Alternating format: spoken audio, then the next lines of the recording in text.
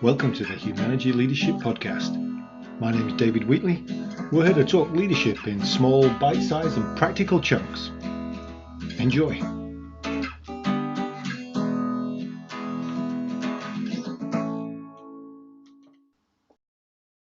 Welcome to the Humanergy Leadership Podcast.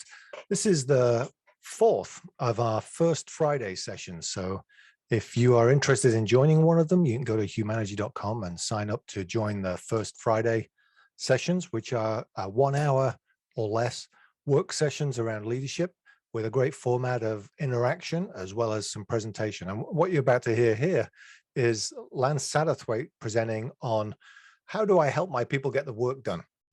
And so he's got 6 tips on that he's going to cover, including stepping into a job with an intensity for success, collecting the information needed for any given task, insist on accountability, be consistent with expectations, write things down, prepare and start every day with a game plan. He's going to go into those a little bit broader.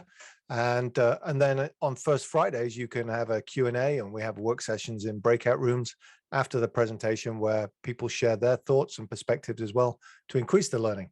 But here's Lance Satterthwaite, my 15 years at Humanergy colleague, sharing his thoughts on how do I get people to get the work done.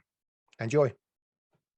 For starters, I'd like to just say, if we're going to actually help people get work done, we really need to calibrate. And that's a word we use a lot at Humanergy. And that's really, the simplistic version of it is, let's sort through what aspects of this can I actually control, and let me make sure I pay attention and do those things. And then part 2 of that is, where is it that I actually can help and influence other people to get work done? So I'm going to share 6 key points with you. And so let's start with number 1, which is something you literally actually do control. So you'll see the wording around stepping into a job with intensity, making sure that you're doing what you can to make things better. So the idea here, and I really do believe it, it's like choices are contagious. And so if I actually want to help my people get work done, then job 1 is to make sure I'm actually consistently role modeling, getting the work done, taking the initiative to make sure we are successful. So things like showing interest and asking questions, building relationships, working alongside of people, following through on your commitments, right? I mean, if we're going to help others get work done, let's make sure, we get our work done. This week I was with a group, and I was asking them about like some memorable leaders they worked with, sort of the good, the bad, and the ugly.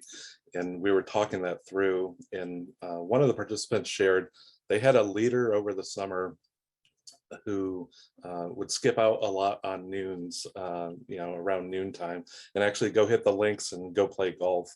And that boss would literally call back and say, hey, can somebody like go to my computer and like send a couple emails from my workstation to like show like I'm working and I'm there. And I just thought, holy cow. And so I asked the person, like, what is it that you took from that experience? And he said, I actually learned to be a better golfer because I started cutting out at noon also and doing that work. And so it really is, if choices are contagious, let's take a look at how we get work done, make sure we are committed to that. I often believe in a mantra, and David mentioned my love of outdoors, the mantra around leaving things better than you found it. It's like a leave no trace camping mantra. And so it makes me think about a story somebody once shared of, they got a new plant manager in, and the plant manager was really promoting, the idea of cleanliness, safety, taking pride in the facility. So one day the plant manager, relatively new to their job, was walking around the facility, and they happened to see like a puddle of condensation of water going on. And so rather than say anything, the plant manager literally walked over to the cleaning closet, grabbed the mop, grabbed the bucket, didn't say a word, went to this spot that people had been walking around and sort of working around all day, and just mopped the floor, went back, put the stuff back, didn't say a word. And I asked somebody, like, what did you learn from that? And the person really said, one, the plant manager really earned people's respect that day. And two, the plant manager never had to do something like that again. And it's like what they learned is, I'm going to follow suit. If they're going to roll up their sleeves and do it, I'm going to do the same. So make sure, step in with that intensity for success. Number two is to collect all the information needed for any given task from your people. And I would also say, and a part of this is like, so when you delegate onto people to get work done, make sure you've actually collected it in your own head first. And I really think this piece is about alignment. And the reality is alignment takes time. People who are on screen who have done work with me before, you've probably heard me use the phrase, slow is fast and fast is slow. And I just love that phrase because it's like, if we take the time up front to align, right? If we take the time up front to work through some of the details, we actually can make up time later on because there's less misunderstandings, less drop balls. The idea of fast is slow is if we go quick on that upfront part, we're actually going to get bogged down later on. John Wooden, I'm a big sports fan. John Wooden, who is a famed basketball coach, has a quote that says, if you don't have time to do it right, when will you have time to do it over, right? So if you don't have time to do it right, when will you have time to do it over? And so when we think about things like delegating and collecting all the details, one of the things I would say is watch the drive-by delegations. It's like, hey, you have a minute, and and I haven't really thought it through, and I haven't really talked about what it is and cover those details. So the details are often our question words, right? What, why, when, how, who, etc. In one of the classes we teach on delegation and alignment, we talk about things like, imagine it's a football field that I'm delegating out to somebody. Let's start with the end zone. Let's start with what is success, right? Why is it important? Let's talk about that. Let's talk about the timeline. And then we can look at the football field and we see boundaries like the sidelines, and we say, there are some things people should and shouldn't do in order to get that work done, right? And there are even some best practices to be able to get that work done. And just making sure people have that same picture. It's like, is the picture in my head and the picture in your head, is it the same? And just make sure you have all the information for doing that. Number three. So if we're aligned up front, the next piece is let's make sure we actually are, one, insisting on accountability, and two, I'm helping with the right things. And I really believe this is about how do we transfer ownership, right? How do we help somebody really own the space that we're delegating onto them? There's a classic Harvard Business Review article called "Who's Got the Monkey?" And the point of it is, like, imagine a problem or an issue is literally a monkey sitting on somebody's back. And so if somebody stops by and say, hey, there's an issue going on, or hey, I have a problem, or calls you, you really have a couple choices at that point. And one choice would be to actually take that monkey on your back, right, and take on the issue and say, let me look into it, or I'll think about it and get back with you, or let me do X. So that's one choice, but that may not be actually the one that you're helping with the right things. The right thing may actually be keep the monkey on that person's back, right? If they own that, let's then help with the right things, which may include things like coaching, right? Let me listen and understand. Let me ask good questions. Let me even, and I had a boss once, this was really early on in my career, and he said, I truly have the open door policy. You can bring me any problem, any issue you want, and you will always bring at least one solution, right? And so don't walk into my office and dump a problem on me. At least come up with one solution. And if you don't have one, I'm going to ask you to leave and come back once you have a solution. And I just really like that idea around the monkey management is let's make sure people are accountable. They take ownership for resolving the problems. And at the same time, we can help. So even if I've listened and I've asked questions, maybe there is a space there where either I can give advice, maybe even provide a direction. Maybe sometimes I'm literally willing to either take the monkey on the back, or we look at the monkey and say, you take that part of the monkey, I'll take this part of the monkey, for us to be able to work together. But the watch out here is don't do people's jobs for them, right? Don't enable people in that. Number 4.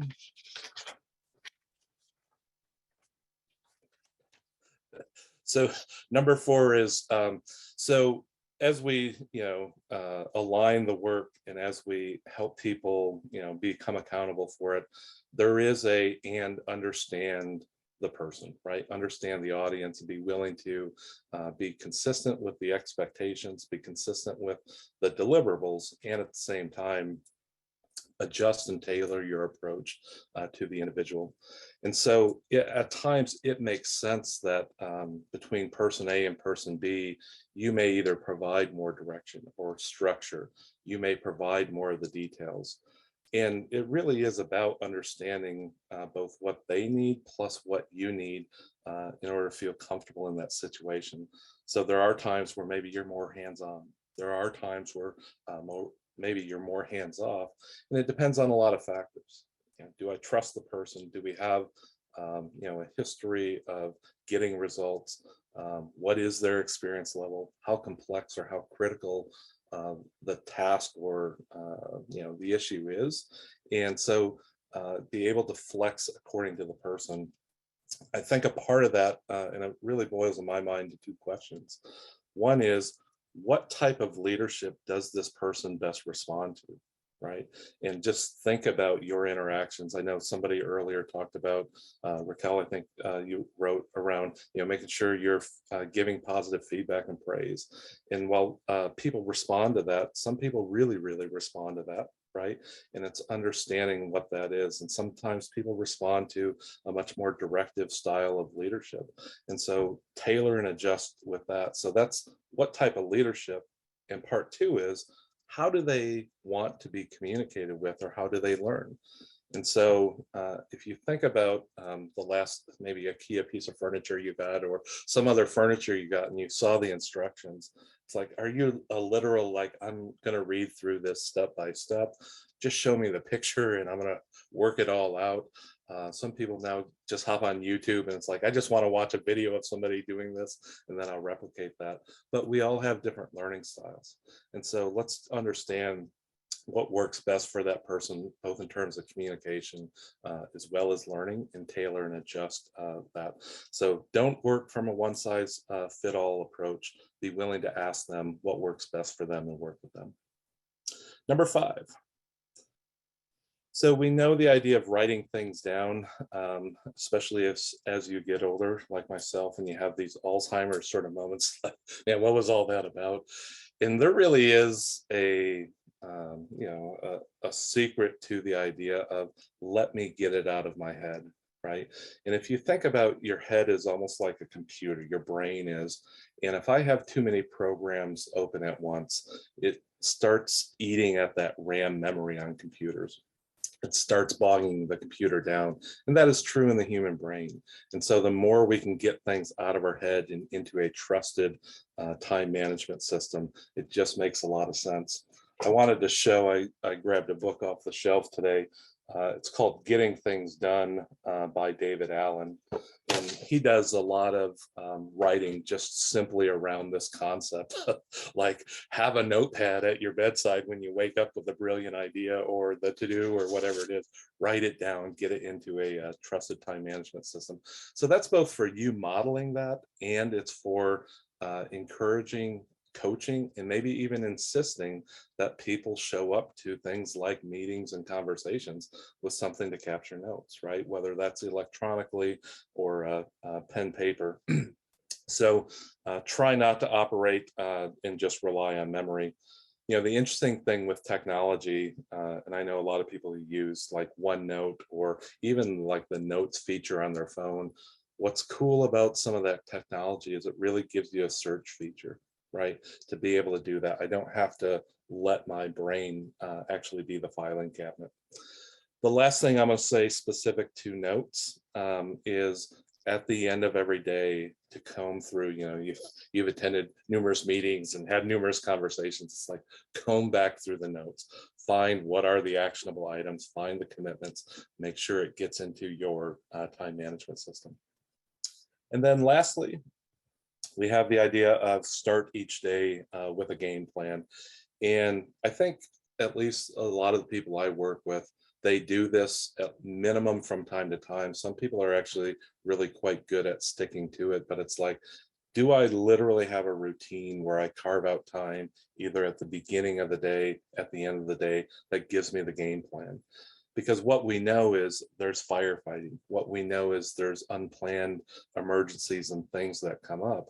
But the thing is, when I deal with that and then I get back to what I was doing, if I literally have a documented plan, that helps me get right back into the groove and the swing of things a lot earlier. If you've ever heard Stephen Covey talk about items that are important and urgent, and he has these quadrants, he talks about a quadrant 2 where items are not urgent, but they are important. And one of the things I always remember from that is if you don't schedule quadrant 2 things, good luck, because those things aren't actually going to potentially happen as much. And it really is this idea of let me work those things into a part of my game plan, whether it's for the day, for the week, for the month, for the quarter, etc. So on these last 2 items, I really believe one, critical to role model it, and part 2 is critical to insist and coach our people to do those 2 things. So I've shared 6 items with you in helping support the idea of helping your people get work done. As you go back into your breakout rooms, I would like you to consider how is it that you help people get their work done. With that, I'm going to hand off back to our fine host, David Wheatley. So that was Lance. And Lance, great guy. Feel free to connect with him. He's on LinkedIn, etc., and well worth getting to know. And he covered how do I help my people get work done? And just to recap those 6 steps again, step into a job with intensity for success. Do what you can to make things better. It's the first one. Collect the information needed for any given task for your people, from your people, and insist on accountability and potential solutions for problems, and then help with the right things. He talked about monkey management, and you can Google the HBR article on who's got the monkey from about 1974, and he'll give you some more details about that. Be consistent with expectations, but adjust your approach to the individual. Write down thoughts, facts, and issues, make lists, prioritize, and check off. And the last one was prepare and start the day with a game plan. That was it. Look forward to you joining us on the next First Friday, which is June, but we have them all year round, the first Friday of the month, 12 o'clock Eastern time until usually about 10 to 1. Thanks. That was the Humanergy Leadership Podcast. My name's David Wheatley. For further information about Humanergy, go to humanergy.com or check out our latest book, What Great Teams Do Great, from all good bookstores. Have a good one. Stay healthy.